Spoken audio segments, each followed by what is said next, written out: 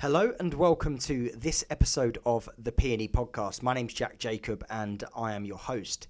In this episode, I'm joined by Dr Harriet Dunbar-Morris, who's the Dean of Learning and Teaching at the University of Portsmouth.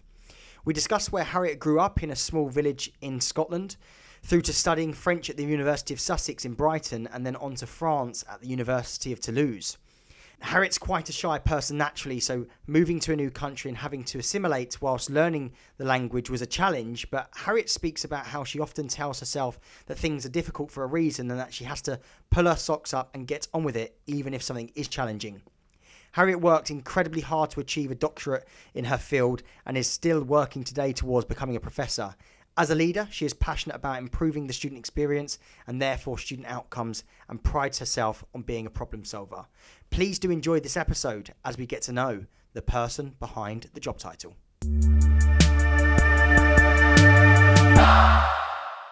Harriet, thank you so much for being on the podcast. It's a pleasure to have you on board. Yes, thank you very much for having me, Jack.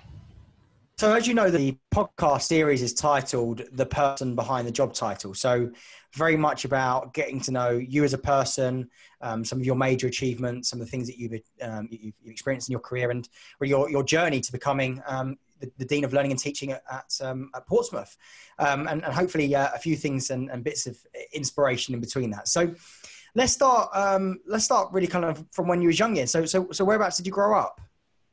Well, I was born and brought up in the northeast of Scotland, really quite far north between Inverness and Aberdeen.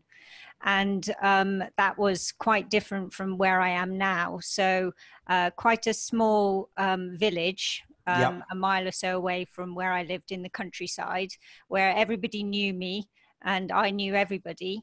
And I think the story of my life has always been about going somewhere different and knowing nobody and having a bit of a challenge. And I think probably today we might be talking a little bit about that. Yeah, absolutely. So really small village, tight-knit community. Everyone knows each other and everyone's business and everything in between. Because you having a look through your kind of your profile and your bio and so on, you spent quite a lot of time in France. So how did you go from the north end of Scotland to then France, and whereabouts in France was it? Well, so what I did was I was studying French and linguistics at the University of Sussex down in Brighton. And I decided to study French and linguistics because I'd been studying French for quite a long time, over a number of years. You know, I did it at school and it turned out I was quite good at languages and picked up French quite well. And I used to go to France perhaps once a year to try and gain a little bit more French every time. And, you know, it's not always easy.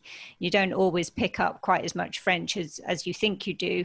But I used to try and spend time talking French and learning more words each time and getting a bit better at branching out on my own and speaking a few more words and not just listening.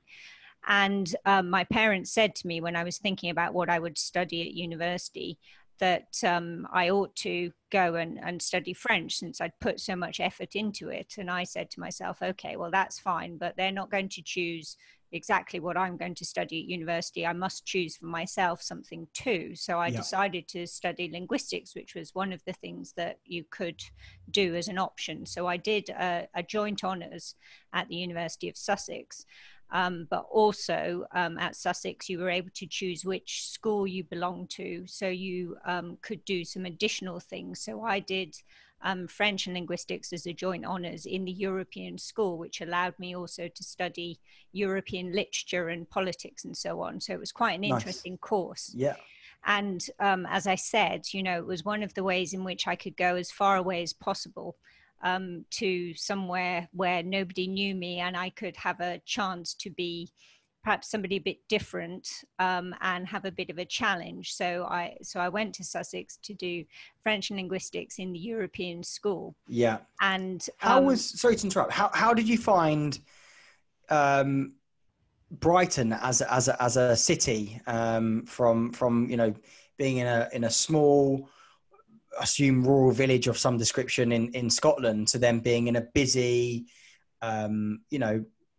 quite cosmopolitan type town, really. So how did you find that? Well, absolutely. It was quite a change. It really was.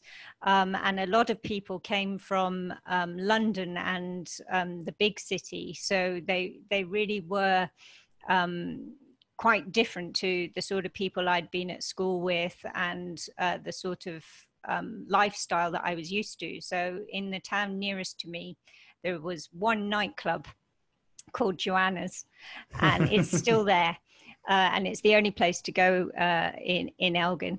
And in Brighton, there were lots and lots of going out places. But also what was interesting was a lot of people at Sussex, when I was there, came from London, studied in the week and went home at the weekend. So it was actually quite a lonely experience at the weekend because everybody else went home and I stayed in Brighton along with the international students who were there in the halls of residence. But it was nice. What I did like was still being beside the seaside, which of course I have again now in Portsmouth, but not in all the universities I've worked. But it was nice to have that opportunity to take part in city life and to be down on the south coast and to be close to London and to be able to go to museums and other sorts of things. So I got a really well-rounded student experience. Yeah, nice. So go back to what you were saying previously then, before I interrupted. So what was nice was to be able to study quite a wide-ranging course, and also to choose to do some of the things for myself, but also to carry on studying in something that was something that I'd done for quite a long time. But the idea being that I could focus on areas of expertise for myself. But one of the things that I was quite anxious about was part of my course meant that I had to go on a year abroad. It was a mandatory part of the course. Okay. And I had to push myself to get ready to spend a year living and working abroad. And was this because of the language and the linguistics degree, or was it because of the European side of it? It was because of the language part. Okay. So if you studied a modern language in those days, you quite often had to spend a year in that country. Practicing that language. So if I'd done 2 languages, I'd have spent 6 months in each country. But I did French and then linguistics. So I spent a year in France, and that's what took me to the University of Toulouse. So, you were saying I'd spent time in France. Well, that's where I went. I went to the University of Toulouse. And again, what I decided to do was I'd spent quite a lot of time as a younger person going to Paris and the north of France for, say, a week to practice my French. So I knew Paris quite well. And I thought to myself, well, how can I push myself as much as possible? Where have I never been in France? Well, I've never been to the south of France. And that sounds quite nice, doesn't it? Yeah. So I will apply for universities in the south of France.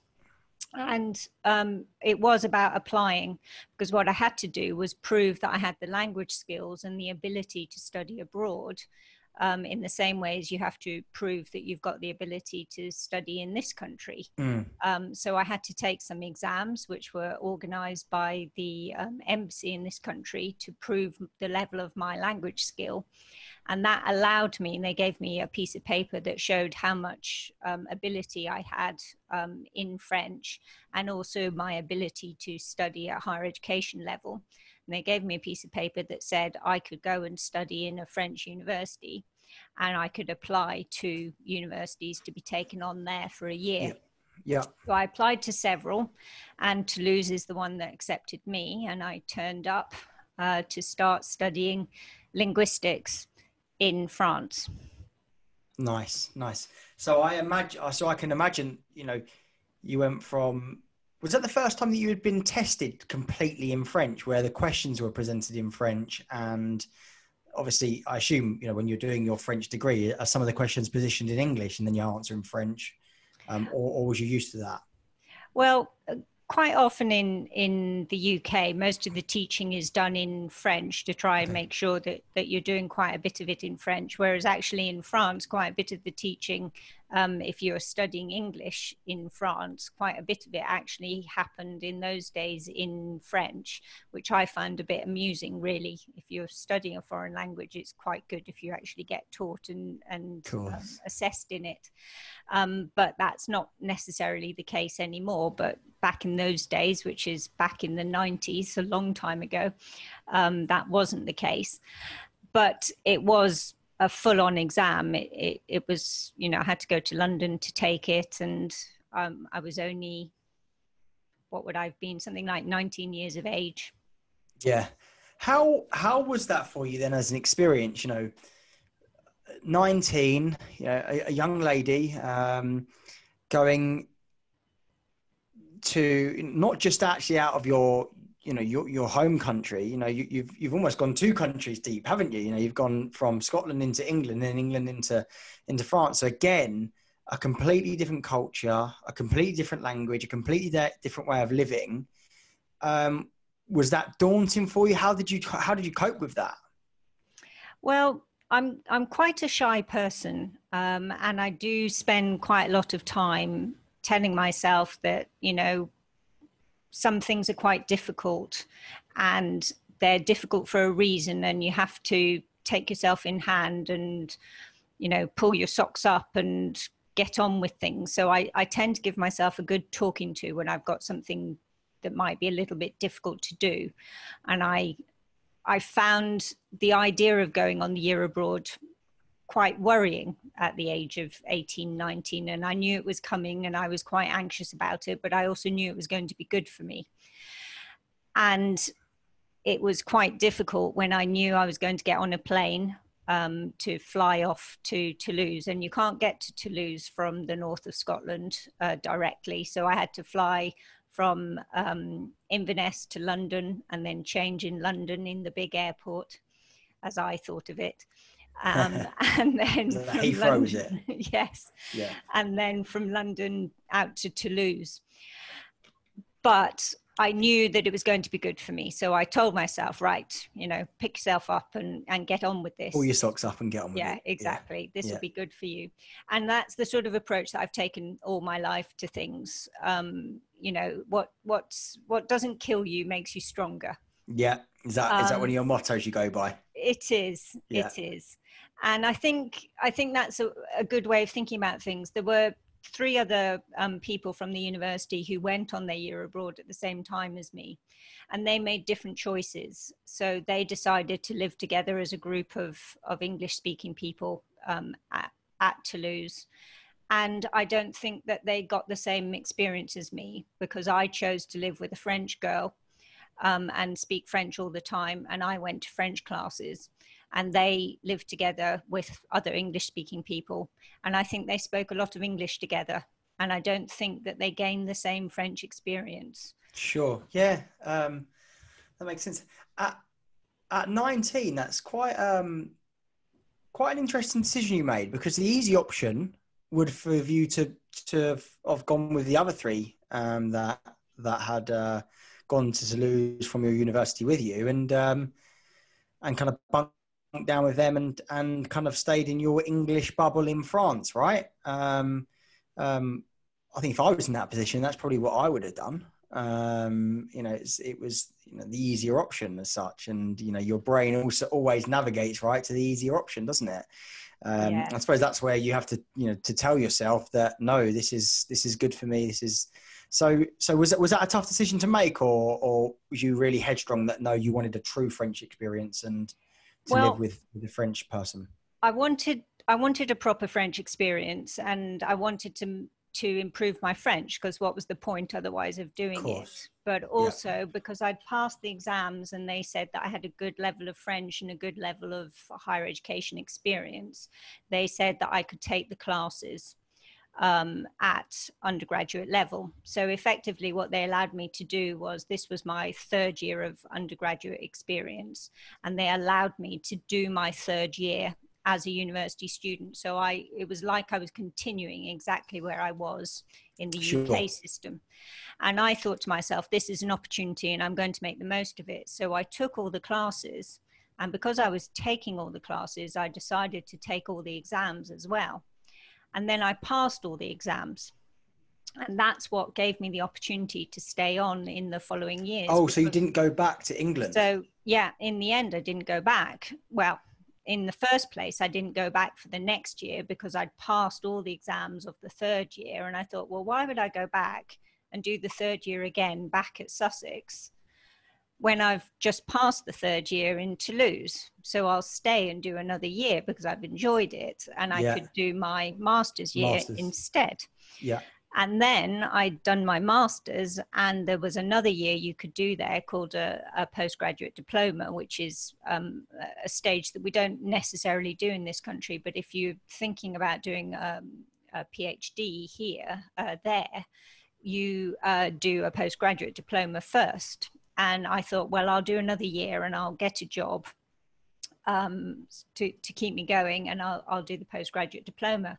And I did it again, and I passed all the exams, and I did the dissertation, and I passed the dissertation.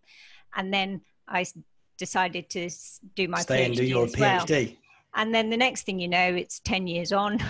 You were there for 10 years? Yes, that's right. Wow. When you live in a foreign country for that long, where your language is then French by default when you're speaking to people and so on, do you start thinking in French, or do you stay thinking in English? Yeah, I thought in French, I dreamt in French, those sorts of questions people ask you. I did that. I used to sometimes come off the phone when I'd been speaking to my mother, who speaks French as well. You know, she has French from before. And I used to think to myself, now, I wonder whether I was speaking to her in French or English, because I could have been speaking to her in French. Yeah. Because it was just so second nature by that point. Exactly, because you could just hear things and you knew what was going on. And in some cases, I had the French for something, but I wouldn't necessarily have had the English for it. So later on, not at this point, because I'm still quite young and I don't have the money for that. But later on, I had a secondhand car, and quite a lot of things went wrong on that car. And I know the French for those things, but I never knew the English for that because I'd never had a car. Yeah, of course. Yeah. Interesting. You turn up to a mechanics in this country and go, sorry, we have no idea what you're talking about. Yeah, absolutely. You have to translate it. But what I did in order to help to stay on in France was I worked full-time and studied full-time, and I was working as an English teacher. So I was helping French people learn English as a foreign language in order to help pay my way whilst I studied. So I was helping some people who worked at Airbus, where they decided in the factory that you had to speak English as their language across the factory. Because they worked so much with English-speaking clients across the world. So some of these men were, you know, in their 50s or 60s, and they hadn't spoken English since they were 14, 15, and had left school, and they'd gone into the Airbus factory creating aeroplanes. And they suddenly had to start learning English and business English, you know, and aeroplane English. And they came to this language school where I was working, and they had to start learning English with me. And I had to keep quiet about the fact that I was actually at that point bilingual in French, because as soon as they knew you could speak French, they would just use you like a sort of talking dictionary. You know, how do you say this in English? How do you say this in English? How do you say this in English? But the best way to learn a language is to learn how it works for yourself, because you'll remember it. But if you've looked it up in the dictionary, you'll remember it for yourself. Whereas if somebody just tells you what the word is, you just always know you can ask them, and you never remember it for yourself. Sure. Yeah, it's fascinating because I think, you know, so many people's on their to-do list, right? Learn another language, and so many, you know, New Year's resolutions to learn another language. It's so fascinating. But I suppose it's just like anything in life. It just takes dedication and hard work and resilience, and there's nothing like living it, really. Going and spending some time, going and buying your bread and your coffee and sitting in a cafe and watching the world go by and chatting to people. There's nothing like actually living it, which is why the year abroad was such a good idea. It's yeah, just of course. a little bit sort of bit worrying before you actually go and do it. And if you jump in the deep end and get on with it, you swim. Yeah, of course. See, I learned German at school, and that's like the only time I've really done languages, so it's German. And the only thing I really remember is how to say, on Monday I went to the cinema, which isn't like on Montag. I don't know what even I went, but I know it's Kino is cinema in German. I'm sure I can make up something that I would convince myself was right. On Montag, you went to the Kino. But yeah, no, I definitely on one of my to-do lists, and certainly Jordan, my missus, we spoke that, about things that we wanted to do, and one of her things was learn a foreign language. So there we go. We might be giving you a call for your assistance. There we go. But now I know what you do. You won't speak to me in English the whole time. You just speak to me in French. Yeah, well, it's a good way of learning language, and of course, as a linguistics person, which was my subject area, it's not about how it's not about being a speaker of lots of languages, but it is about how people learn language. So one of the ways in which my subject area was interesting was how people learn their first language, or how people learn their language after they've had an accident and have lost the ability to and is that what linguistics is? Yeah, absolutely. So it's about helping people with their language learning. Okay. If they've either had to learn a first or a second language, or if they lose their language after an accident and have to relearn their language. So people who have aphasia, which is where they've had some sort of knock to the head or a car accident or something, and it's affected their language learning. So I worked in a laboratory which was related to brain accidents and things like that. So it's always interesting to me how people go about learning language, and thinking about how I went about learning language. That's where it's all stemmed from, really. Yeah, makes sense. So you eventually, because obviously you're Dr. Harriet Dunbar-Morris. So you've done your PhD in France.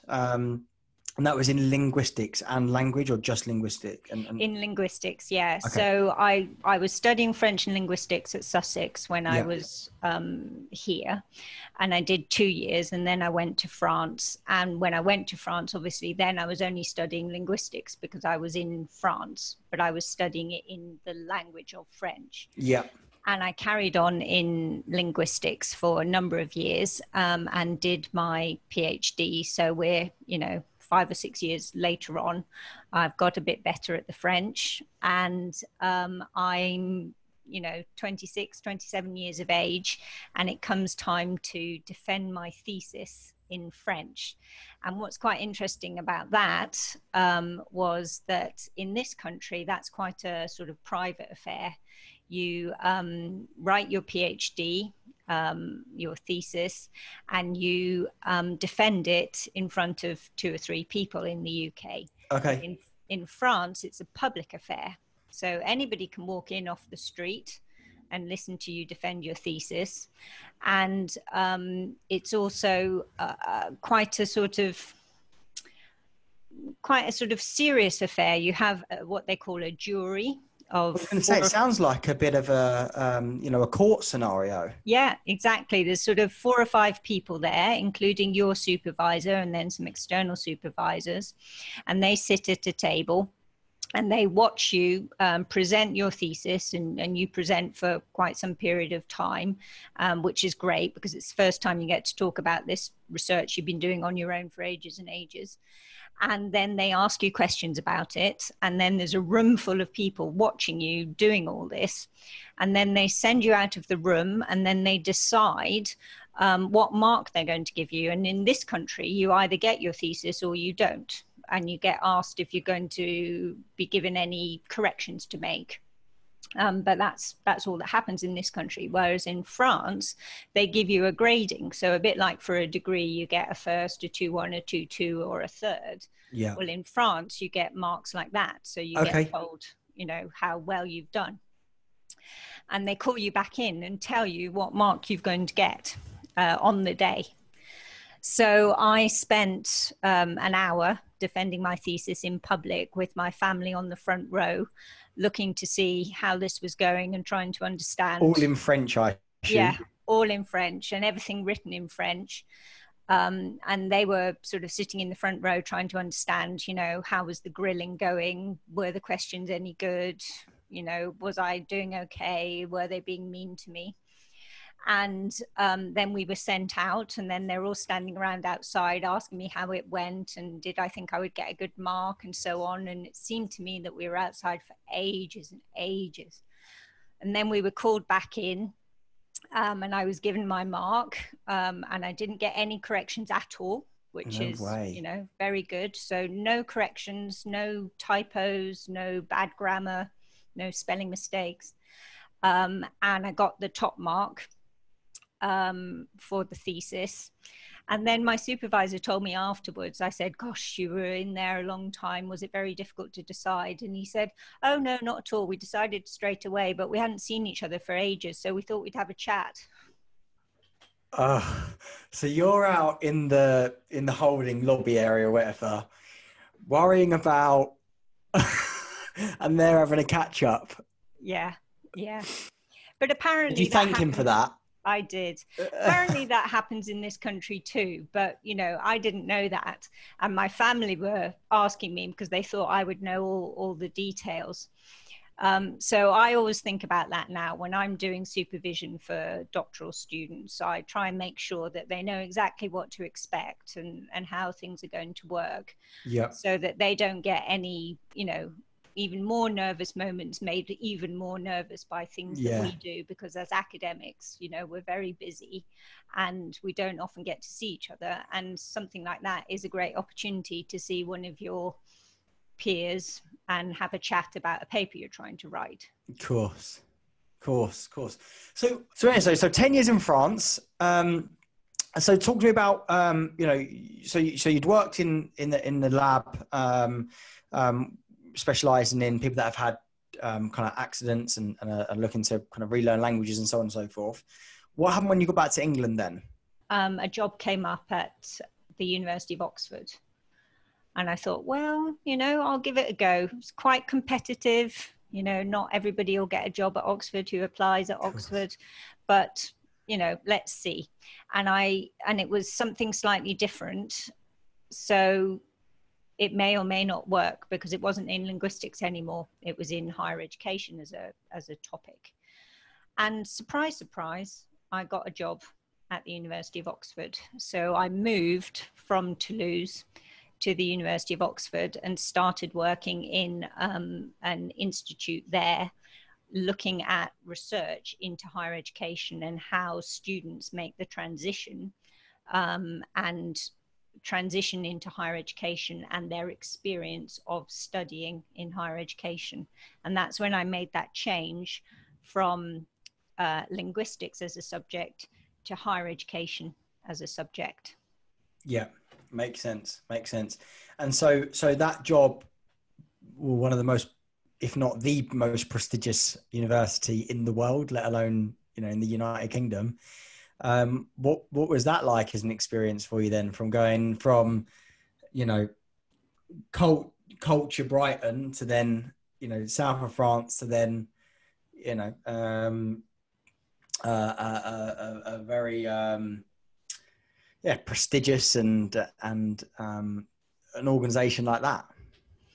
Well, it was quite different on a lot of levels. So, you know, I've gone from small village in Scotland to the big city in Brighton to lovely sunny weather and pavement living in Toulouse, but it's big city too.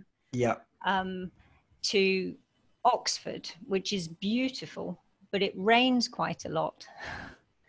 And then I've gone from, in France, the higher education, the university sort of teaching and learning is lots of big classes and sink or swim approach to teaching and learning. You just have an experience about, you've got to take yourself to class, and you'll have big lecture theatres filled with students who come and go to the lecture or go to the large seminar groups, and they were quite large, 40 or 50 people in the seminar group, and it's all up to them about what they do. And there's no personal tutors, or there wasn't in those days, there could well be now, no personal tutors and no sort of student experience. All the sorts of things that I do now, none of that existed when I was going through the experience in Toulouse back then, at the end of the 90s and 2000s. And I went from that to small group tutorial teaching in Oxford, in an experience where you get your tutor and you get 1-to-1, 1-to-2. Even the seminar groups are, 10, 12 sort of people, and the lectures are not mandatory in Oxford. So it was a very, very different experience on so many different levels. Yeah, of course. But it was so interesting to be involved in teaching and learning at Oxford, and to be involved in some projects about how do we make this even better for students, because they're already pretty good. But some of the things that I was doing was talking to academics about how you might do more for the student experience for students. And you've been doing it this way for 600 years. I was going to ask, but actually you can do it differently, or you might think about doing it differently. So this is where we take research projects and we do what I'm interested in is mixed method research, so quantitative survey data and qualitative focus groups and interview data, and bring those two things together and talk to academics about, this is what the data is showing us about how your students experience their teaching and learning. What do you think we should do to make changes in relation to that? And some of that now feeds into things that we do across the whole sector, which is quite interesting. So some of it has led to the sorts of surveys that we do now in the sector, like the NSS. What's that for those that don't know? Oh, yes, sorry. The National Student Survey. Including me. Sorry. The National Student Survey. So those sort of satisfaction surveys that students fill in at the end of their course at university, that talks about their overall satisfaction and their perception of how things have worked on the course. So they talk about, for example, how assessment was or how their learning and teaching was. And then universities look at the results of that to see where they might make changes to how they do things on a year-by-year basis. Yeah. And that gets reported nationally by the Office for Students, and it gets turned into league tables. But that's not what it was designed for. Sure. It was originally designed for us to use for ourselves. To better your service as such. Yeah, absolutely. Yeah. Makes sense. And now it's used to say, right, well, we have the most happy, most engaged, and if you want to be this, then you go to that university, or and so on and so forth. So there we go. That's and I suppose that's probably where, because ultimately it's very, very competitive, isn't it, between universities now to gain customers, so to speak, and win students. And actually, one thing that you said that I found quite funny, I assume, a big part of your role is around retainment and making sure people fulfill, the 3 years of the degree they've signed up to, or whatever it might be. And that you've done 2 years in your down in Brighton at Sussex University, and then done the final year at in Toulouse. So yeah, it would have been you would have been a stat that you didn't want to see. That's right. Yeah, we spend quite a lot of time making sure that we help our students to progress. and we keep them on course and we help them to succeed. And I suppose for Sussex, I'm not exactly their best advert in terms of finishing with them, but I am a statistic that they can be proud of, because I went on to succeed by getting higher qualifications, and I think they can probably report that in a good way too, because we are interested in the sector about where people go on to other qualifications and other successful outcomes. But yes, we do spend a lot of time worrying about what our students do and how they succeed, what their outcomes are. Of course. So from then Oxford, talk to me about, because you're now in a leadership position, right? So talk to me about that journey from and it seems like it was still a fairly, had some clout, that role, and was still, a role that's senior. But talk to me about your journey into leadership. So I'm not in a leadership position yet. This is the beginning of my journey. So at Oxford, I started off as a researcher. Okay.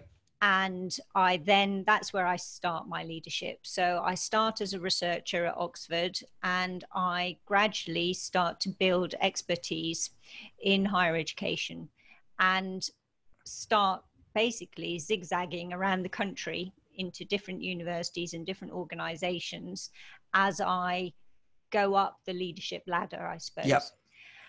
And from Oxford, I had several positions in Oxford, quite short-term positions, because as a researcher, I'm on short-term contracts. So I'm already looking for the next position nearly all the time, because you're looking for where you're going to get the next job and the next set of salary from. So I had several positions there, and each of them gave me a little bit more authority and a little bit more experience, which allowed me to apply for the next job. And I think that's quite good, because you get better at writing a letter and a CV, and more experience on the CV, which allows you to better describe what you do and what you're good at. And sometimes that's the difficult thing, because we're not always very good at blowing our own trumpets. Of course. And explaining what we do and what we're responsible for and what we do in concert with other people. So from Oxford, where did I go? I went to UCAS, so the organization that helps students apply to university. And I started working in policy and research there, and started helping with how we make changes to how students apply to university. So one of the things that I was interested in was students with non-traditional qualifications applying to university. So that's the sort of beginning of widening participation. And some of the changes that happened as a result of the work that we were doing there was looking at how students with BTEC qualifications, for example, were applying to universities, and their websites didn't necessarily say what they needed other than A levels. Okay. So one of the changes that was made nationally was that universities started saying what sort of BTEC you needed, as well as A-level qualifications. And how that kind of dovetailed it into because UCAS points, isn't it? Is what your grades equate to. So was there a conversion then from what kind of a distinction BTEC meant compared to an A-star A-level? That's right. So UCAS does quite a lot in terms of what a UCAS tariff point was for each of the different sorts of qualifications. And then universities used to have on their websites what the different points were, but then it would just say, this is what you need if you've got A levels. And it would be AAA or BBB. Yeah. And then it would just say, for example, have tariff points.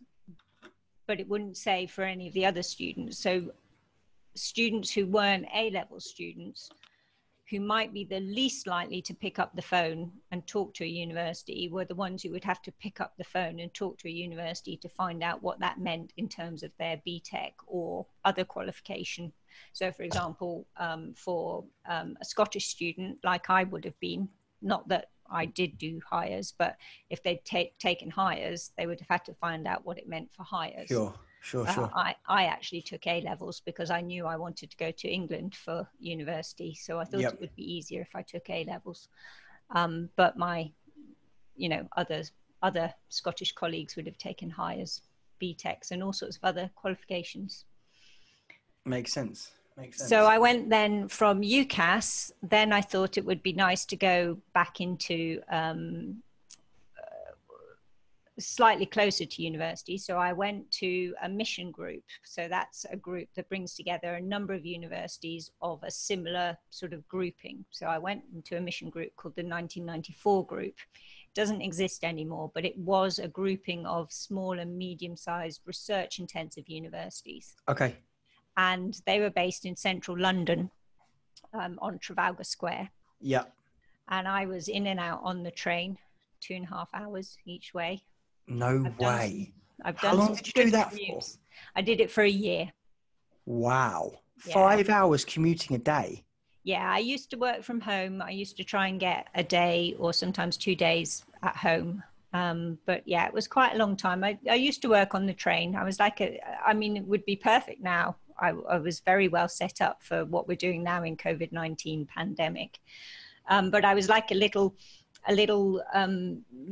walking sort of office. I had everything in my backpack and I'd get down and sit down on the train and get everything out and work for 2 hours and then pack it all up and go into the office and do a day's work and then, do the same on the way back or read a book or something. Yeah.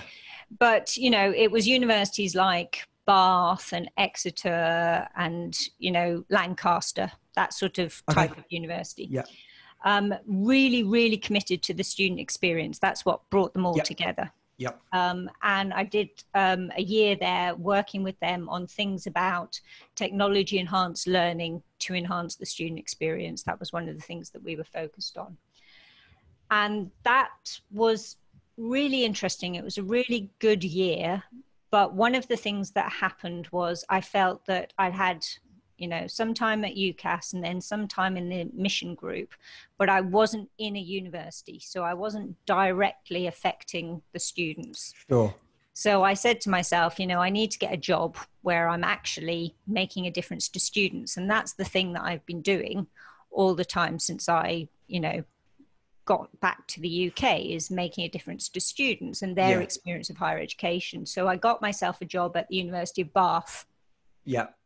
Working with one within the group. Yes, exactly. Yeah.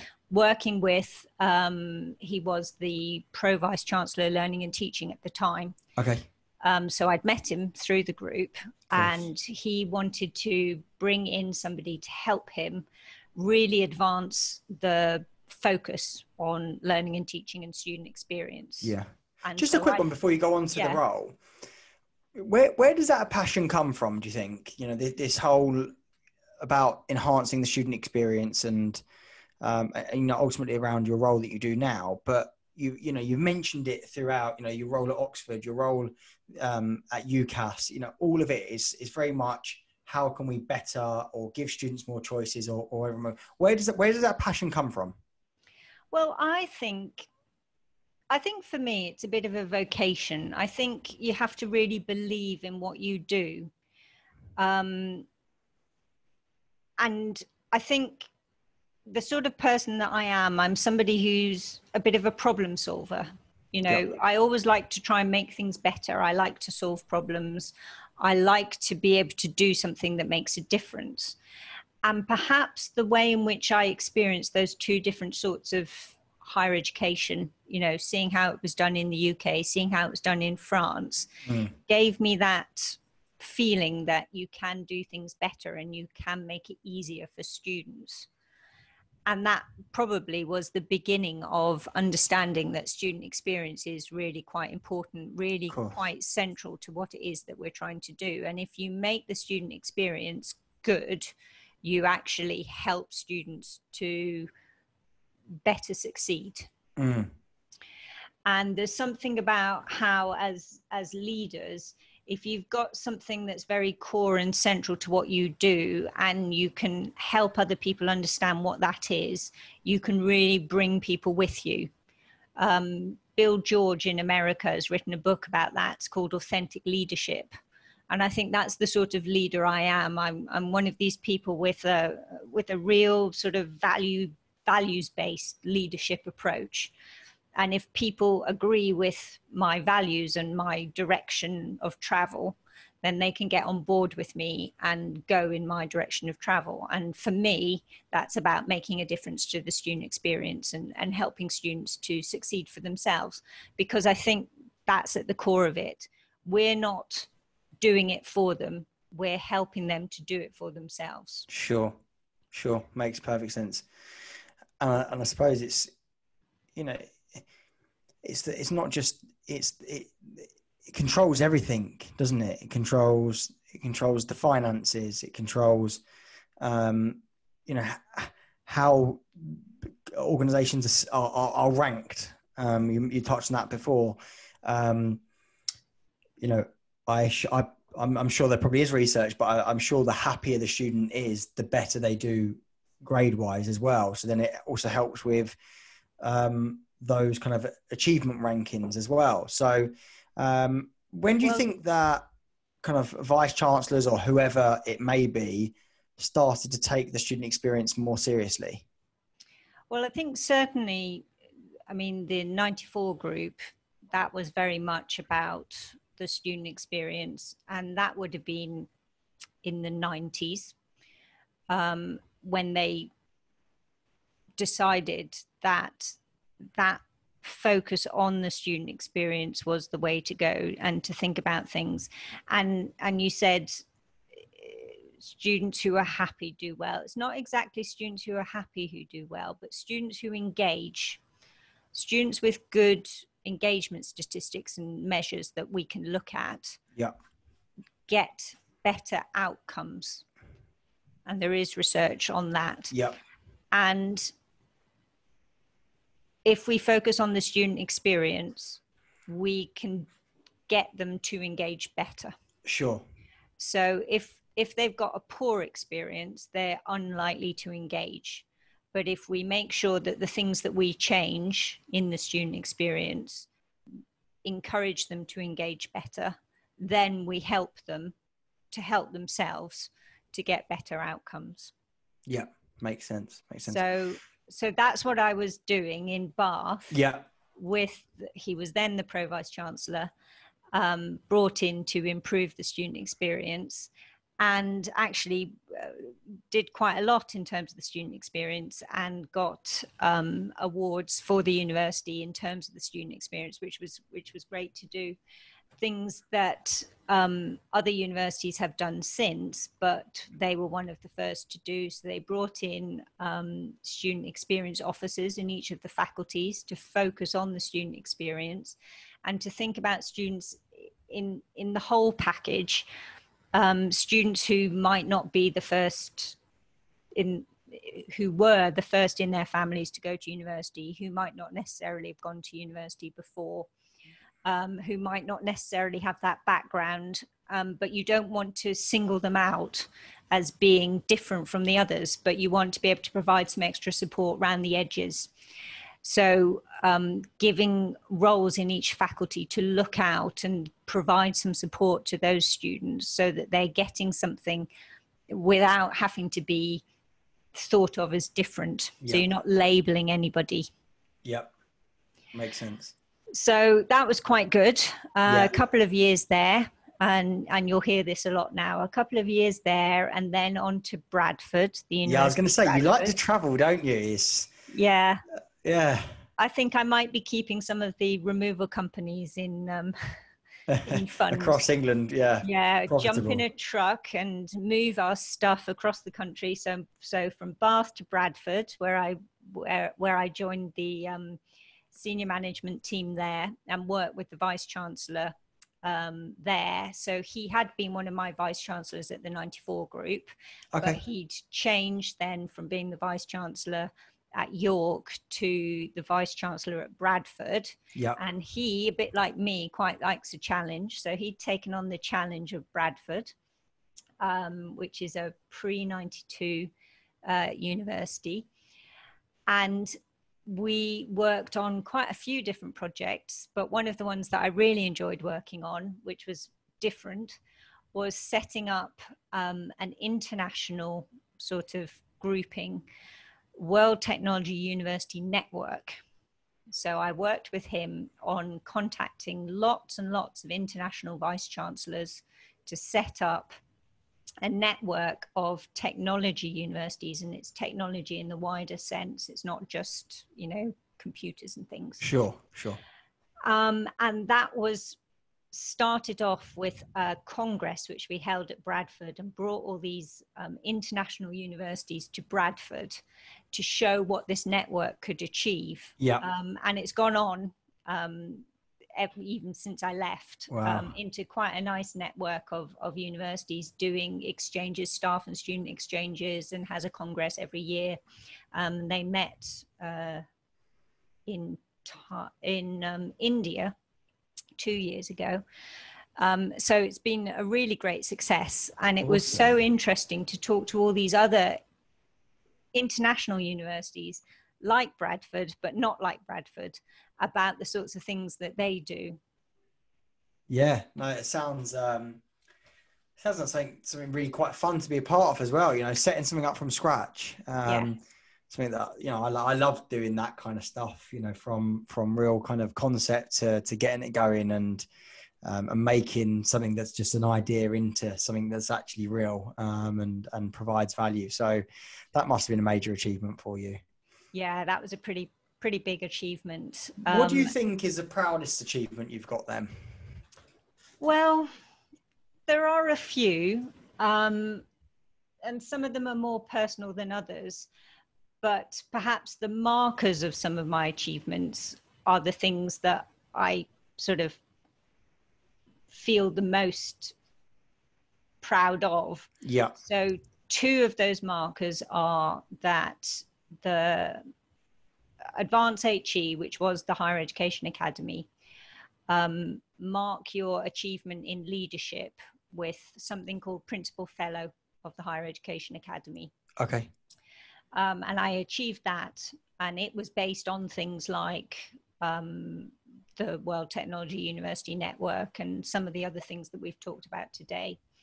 And then I also, a little while ago, achieved my readership, which is not professor yet. I'm still working towards that, but it's halfway there. And that's my academic side of my leadership. And that sort of recognizes my research background in higher education, teaching and learning. So papers and conferences and book chapters and some of the citizenship things that I do. So I chair a network, a group called the Spinnaker Group for people who lead in teaching and learning and student experience. And that was recognized through that. Interesting. So I think those 2 things, I'm proud of those because they recognize the other things that I'm proud of. Of course. Yeah. Amazing. And so talk to me on a personal level now. You know, your current role, you know, has a lot of responsibility, a lot of pressure, probably very time consuming too, the hours you have to put in and so on. So what do you do to unwind and relax? What do you do on a personal level? Well, you've met my husband, because he came with me to the Higher Education Partnership Network when I spoke at that, and I do quite a bit of speaking, and that I don't do that to unwind, that's for sure. He's very good. He's very supportive. In fact, I'm very lucky to have him, because all this crisscrossing the country for these different jobs, I couldn't do that if I didn't have him. But he's also very good at making sure that I do unwind when I have to unwind. So we do quite a lot of walking. Nice. Not serious walking. We used to do a bit of serious walking. We haven't been able to do that, particularly in the lockdown. But what we do like to do is we've got a bit of a competition, because I have one type of phone and he has another type of phone, and they both mark how many steps we do and how many kilometers we do. But rather unfortunately, his says that he does more kilometers and fewer steps, and mine says I do more steps but fewer kilometers. So there we go. You just need to put them together, and then you'll, exactly. if you take your steps and his kilometers, that's right, and then use that as your step count and your kilometer count, then everyone's a winner. Yeah, and that's what we do. So we normally take my steps and his kilometers. Yeah. So we try and make sure, particularly on the weekend, that we do a lot of longer walks with our little dog, because during the week it's a bit too difficult to do. But on last Friday, we had a day off, and we did 30,000 steps, and that was, I think it was 20 kilometers. Wow. That was quite good. And what do you do? Are you a silent walker, or do you put a podcast in your in your headphones, or do you chat amongst yourselves? We chat amongst ourselves when we do it together. But if we were on our own, we'd probably listen to something. Yeah, makes sense. Yeah, makes sense. And then we also, because we lived in France, so I picked this up when I was living in France, we do French rock and roll, which is called Siroc.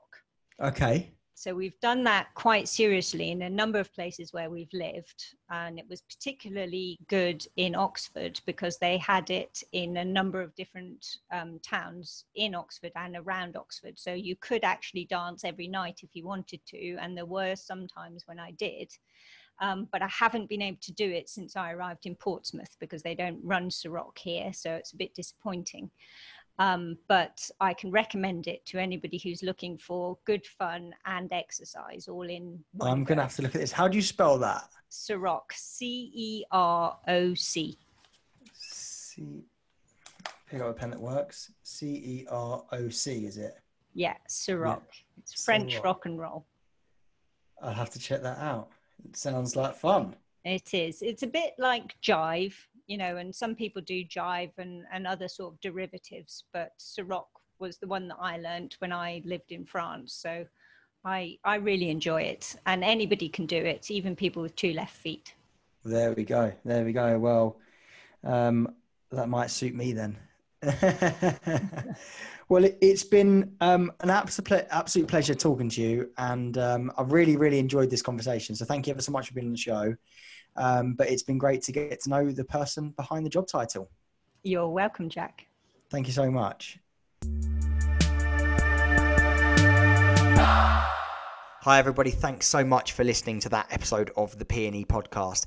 If you like what you heard, please make sure that you share this episode via your social media channels, as it really does help us to gain traction in promoting this podcast series. Please make sure that you also subscribe to the channel that you're listening via, as you'll then get notifications as soon as we release our next podcast episode. Thank you.